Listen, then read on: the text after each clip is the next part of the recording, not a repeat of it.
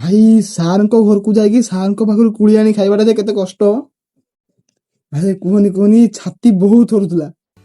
ଜୟ ଜଗନ୍ନାଥ, ମୁଁ ସ୍ୱାଗତ କରୁଛି ମୋର ଆଉ ଏକ ବ୍ଲଗ। ତ ସକାଳୁ ସକାଳୁ ଉଠି ମୁଁ ମୋ ମୋବାଇଲ ଚେକ୍ କଲି। ମୋବାଇଲ ଚେକ୍ କରିସାରିଲା ପରେ ଦେଖିଲି କି ମୋ ଝିଆରୀର ମେସେଜ ଆସିଛି କି ତମେ ଆସି ଆମ ଘରୁ ହଲିକ୍ସ ନେଇଯାଅ, କାହିଁକିନା ତା ଦେହ ଖରାପ ଥିଲା। ତ ତାକୁ ହଲିକ୍ସ ନେଇ କିଛି ଲୋକ ଆସିଲେ ଦେଖିବା ପାଇଁ, ତ ସେ ସବୁ ଖାଇବାକୁ ପସନ୍ଦ କରେନି। ତାପରେ ସେ ସବୁ ଶୁଣି ହସ ଲାଗିଲା। ତାପରେ ମୁଁ ବାହାରି ପଡ଼ିଲି ମୋ ସାଙ୍ଗମାନଙ୍କୁ ନେଇ ରିଲ୍ସ କରିବା ପାଇଁ, କାରଣ ଜଲ୍ଦି ଜଲ୍ଦି ରିଲ୍ସ ସାରିଲା ପରେ ଆମେ ଯିବୁ ପୁଣି କୋଳି ଖାଇବା। ରିଲ୍ ଷ୍ଟାର୍ଟ ହଉ ନ ହଉ ଘରକୁ କଲ୍ ଆସିଲା କି ଏମିତି ଗୋଟେ କାମ ଅଛି, ଆଉ ଜଲ୍ଦି ଜଲ୍ଦି ଆ। ସେଠି ପୁଣି ମାର୍କେଟରୁ ଦୋକାନ ପାଇଁ ଥଣ୍ଡା ଯିବ କିଛି, ଏ ଗରମ ଦିନିଆ ତ ଥଣ୍ଡା ସରିଯାଉଛି ନା ଜଲ୍ଦି ଦୋକାନରେ। ତ ମନ ବି ବହୁତ ଦୁଃଖ ଥିଲା ଯେ କ'ଣ କରିବି, ଆଉ ରିଲ୍ସ କରିବା ପାଇଁ ତ ଆସି ତ ଘର ଲୋକଙ୍କ କଥା ତ ଟାଳି ହେବନି, ସେଥିପାଇଁ ପୁଣି ଆଡ଼େ ମନ ଦୁଃଖ କରି ଥଣ୍ଡା ନେଇକି ଦୋକାନକୁ ଦେବା ପାଇଁ। ବଟ୍ ଦେଖିଲା ବେଳକୁ ଯେଉଁ ଦୋକାନରୁ ଆମର ଥଣ୍ଡା ଗୁଡ଼ାକ ଆସେ ସେଠି ଥଣ୍ଡା ଗାଡ଼ି ପହଞ୍ଚି ହିଁ ନାହିଁ। ତ ମୁଁ ପୁଣି ମୋ ଦିଦିକି କଲ୍ କରି କହିବା ଅପେକ୍ଷା ମନ ଦୁଃଖ କରି ପୁଣି ପଳେଇ ଆସିଲି ଯମୁନାଶ୍ରୀ ରିଲ୍ସ କରିବା ପାଇଁ। ଦେଖିଲା ବେଳକୁ ସେଠି ବହୁତ ଭାଇମାନେ ଆସିଥିଲେ ଏବଂ ରିଲ୍ସ କରିବା ପାଇଁ ସମସ୍ତେ ରେଡ଼ି ଥିଲେ।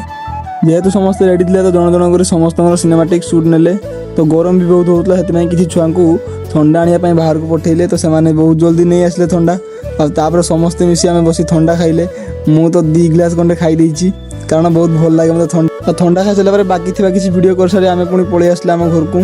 ତ ଯେଉଁ ଭାଇ ଆମର ସିନେମାଟିକ୍ ସୁଟ୍ ନେଉଥିଲେ, କ୍ୟାମେରାମ୍ୟାନ୍ ମୋର ଯିଏ, ତ ତାଙ୍କୁ ବି ବହୁତ ଜଲ୍ଦି ଘର ଛାଡ଼ିବା ପାଇଁ ପଡ଼ିଲା।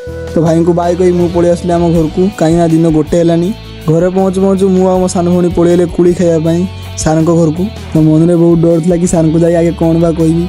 ତ ଫାଷ୍ଟ ମୁଁ ସାର୍ଙ୍କୁ ନମସ୍କାର ଜଣାଇ ପଳେଇ ଆସିଲି ସିଧା ଗଛ ଉପରକୁ, କାହିଁକିନା ବହୁତ ଟାଇମ୍ ବି ହେଇଯାଇଥିଲା। ତ ଜଲ୍ଦି ଜଲ୍ଦି ମୋତେ ବିଛି ଘର ପାଖକୁ ଯିବାର ଥିଲା, ପୁଣି ସେଗୁଡ଼ା ଖାଇବି। ତ କୋଳି ବିଷୟରେ ମୁଁ ତଳକୁ ଓହ୍ଲେଇ ଆସି କହିଲି କି ଜଲ୍ଦି ଜଲ୍ଦି ସେଗୁଡ଼ା ଭରା, କାହିଁକିନା ବହୁତ ଟାଇମ୍ ବି ହେଇଗଲାଣି।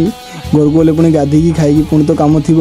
ସେଠୁ ସାର୍ଙ୍କୁ ଲାଷ୍ଟରେ ନମସ୍କାର ଜଣାଇ ମୁଁ ଆଉ ଆମ ଛୁଆ ଘରକୁ ପଳେଇ ଆସିଲେ। ମୋ ମନ ତ ବହୁତ ଖୁସି ଥାଏ, କାରଣ ମୁଁ ସେ କୋଳି ଗୁଡ଼ାକୁ ଏକା ଖାଇବି, ଆଉ ଆମ ଛୁଆ ଯାଇଥିଲା ଯେହେତୁ ତାକୁ ବି କିଛି ଦେବା ପାଇଁ ପଡ଼ିବ। ତ ମୋ ମାଆ ଜଲ୍ଦି ଜଲ୍ଦି ଲୁଣ ଲଙ୍କା ଦେଇ ଗୋଳେଇ ଦେଲା, ସବୁ କିଛି ଭଲସେ ଖାଇଦେଲି, ବହୁତ ବଢ଼ିଆ ଲାଗିଲା। ତ ଆଜିର ମିଶନ ହେଲା କମ୍ପ୍ଲିଟ୍। ଦେଖା ହବା ଆଉ ଗୋଟେ ବ୍ଲଗ୍ରେ। ବାଇ ବାଇ, ଜୟ ଜଗନ୍ନାଥ।